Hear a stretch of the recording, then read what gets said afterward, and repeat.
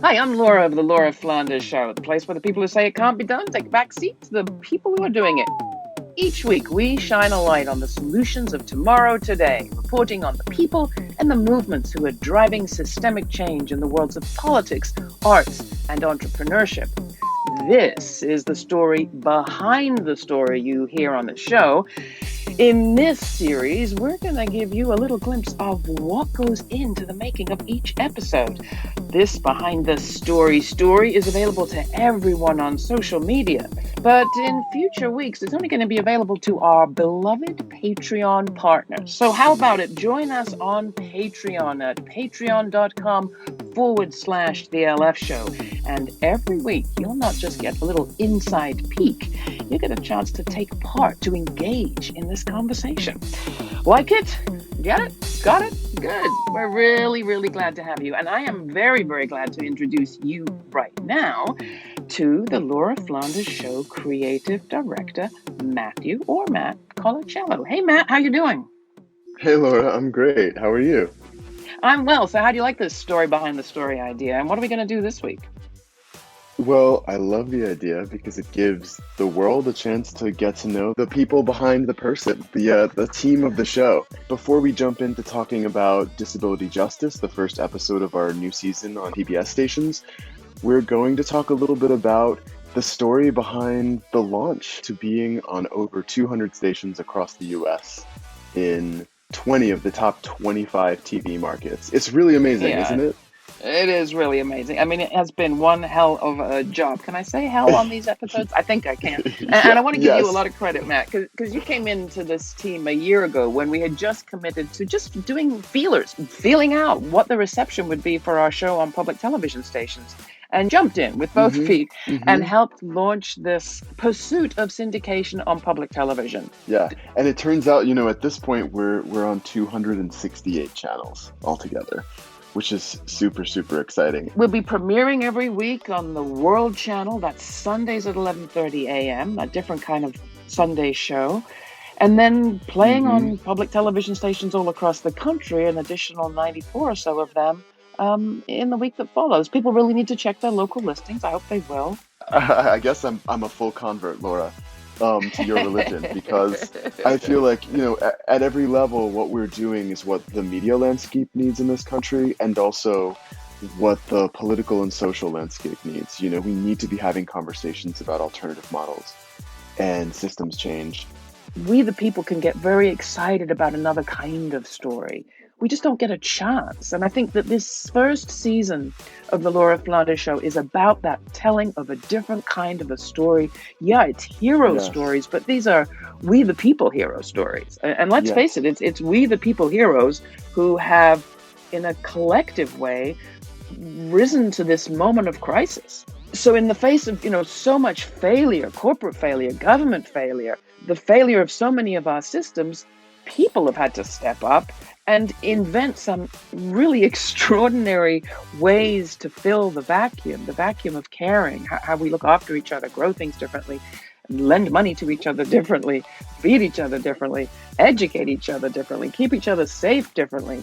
And, I'm very excited by the idea that these experiments that have been happening at such of a small scale that we've been covering day in, day out now for 10 years are exactly the kind of experiments that could become the basis for policy in the future if just we could pull off a political change. So that's what you're going to see in the first season. Laura, I feel like so much of what you're talking about across the political spectrum and across the media spectrum is a failure of imagination. And if you're doubtful that what you imagine is possible, here are all of these people and communities across the country and the world that are actually bringing to fruition the alternative systems that they imagined once as a result of the problems they saw around them. So hopefully this show will really serve as fodder for people's imaginations and as the wind behind our viewers and listeners' backs to take the first steps or the next steps in creating change. I love that you're talking about imagination, and I think you're completely right. We begin with this week's show, which is about the arts. And that is really why I love having you on the team, Matt, because you constantly bring us back to that sort of life of the spirit and of the soul. And I think that why I wanted so much to start with this episode with Tourette's hero Jess Tom and amazing wheelchair dancer flyer Alice Shepherd is because of the way that they model liberating the imagination against tremendous odds, and then the beauty they create in doing it. To me, one of the most powerful things in both of the interviews, although I feel like Jess Tom says it in a more personal way and Alice Shepherd says it more in a political way and a more societal way, like a macro way, but basically the message being that there's no way of getting around the fact that we're dealing with an experience of our bodies and minds that is considered abnormal, non-normative, deviant. But in both of their cases, rather than let that stop them, both of them decided that they were going to take this experience they're having of neurodiversity, see it as an asset, and transform it into a tool to change their own lives, to change the lives of other people who have been marginalized in the ways they have, and really to transform all of society. And of course, then you're mixing them saying that with all of this incredible footage of the work that is produced from that place of transforming their marginalization into a tool for their own and others' liberation. And it's so powerful. Yeah, it's really beautiful. I mean, I met Jess Tom because a friend of mine knew I was a Sam Beckett fan and thought I would find her performance, if not I, illuminating. I think what she didn't know, the woman who took me to a off-Broadway theater space in New York when we could still go to places like that and see this extraordinary show, having come from the UK, was that I feel like I've been on my own journey around this question of disability justice, because as people who know me know, my father was in a wheelchair and performed as a man in a wheelchair his whole life. Performed meaning on the stage, but he never talked really about his disability. So in that period of the disability justice movement, I think, as I mentioned in the conversation with Alice, the idea was, don't mention my wheelchair. Let's just act like everyone's the same. Like, don't mention race.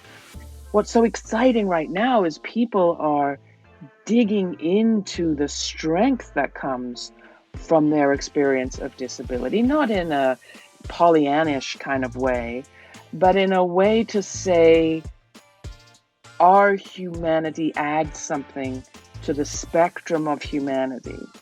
And when we contract our vision of possibility, and this goes back to the conversation we were having earlier, our universes shrink. So to me, the power of this episode and to have the disability justice, disability arts movement episode kick off this season is because it roots us in not just our personal lives, our bodies, but in our human discussion about humanity, which I think is at the heart of the question we're asking ourselves as a society right now. I mean, what are we asking when we say who gets to decide who lives and who dies and who's locked away and who participates and who thrives? Yeah. What we're really asking is who gets to be a full human? Yeah. And I think the disability justice movement demands that we expand our horizons and our embrace, even those of us who think we're good, healthy progressives, but maybe just haven't really dug down into this subject before. Oh, Laura, I want to ask you questions now about what you just said. I guess the first question comes from recognizing, as you're saying this, that your work with this show and your career seems to me to have this thread of giving people the space, the microphone, the visibility, as if indeed they are full human beings whose perspectives and experiences and voices matter just as much as anyone else's.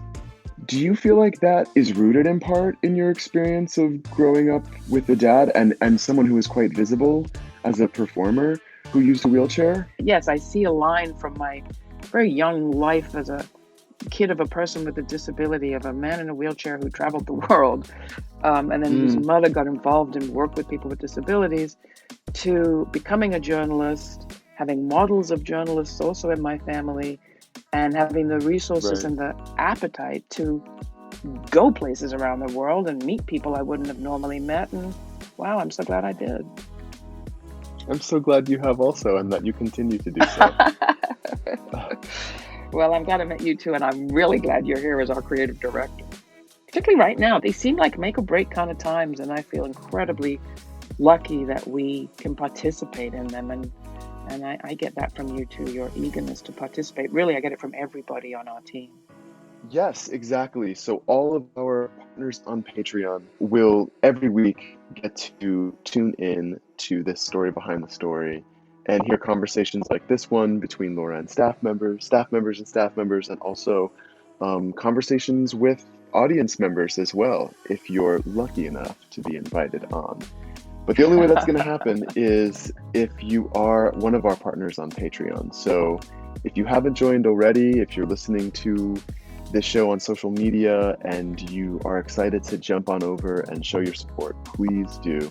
You'll get an intimate look into our process, and you'll also get the gratification of knowing that you're contributing to essential media and storytelling that is independent and not-for-profit in a time when this country needs that so much. We love our Patreon partners. We love our regular viewers and listeners too, don't get us wrong. But those Patreon partners, we really mean it. We feel like you're part of our team. Well, I feel like we know that they love us back. I'm thankful to all of you and to our staff that we are able to be launching this show at this particular moment on public TV stations all across the country. Don't forget, 11:30 a.m. Eastern on the World Channel, and throughout the nation in the week on public television stations nationwide. You can find out more information at www.lauraflanders.org or from American Public TV. Stay in touch with us. We love to have you with us on this journey. Thank you. And thank you, Matt. This was fun. This was great, Laura. Looking forward to another one.